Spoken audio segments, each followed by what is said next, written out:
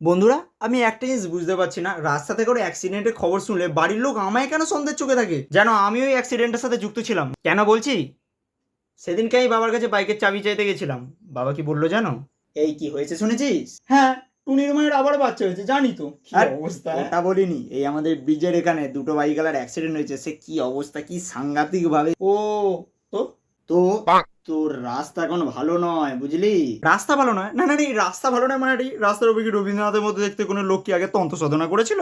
আর আমার মা, আমার তো পাক্কা মনে হয় আমার মা ভাবে যদি আমি বাইক নিয়ে সেদিন বেরোই, যাদের অ্যাক্সিডেন্ট হয়েছে তারাই আমাকে ঠুকবে। ভাই দেখে রাখ, ওই দিকটা থেকে রাজ আসবে। দাঁড়া দাঁড়া, উঠতে দে, পাটা মানে ভেঙে গেল। হ্যাঁ ঠিক বলেছিস, মালটাকে মারবো। তুই সামনের দিক দিয়ে আসবি আর আমি পেছন দিক দিয়ে আসবো, দুজনে মিলে মালটাকে ঠুকবো। তাহলে যারা রাস্তায় হাঁটে তাদেরও তো অ্যাক্সিডেন্ট হয়, যার সাথে যেটা হওয়ার সেটা হবেই ভাই, সে তুমি ঘরেই বসে থাকো বা বাইরেই থাকো। ঘরে কেউ আছে? এই যে আমি বিপদে না বলি চলে এলাম।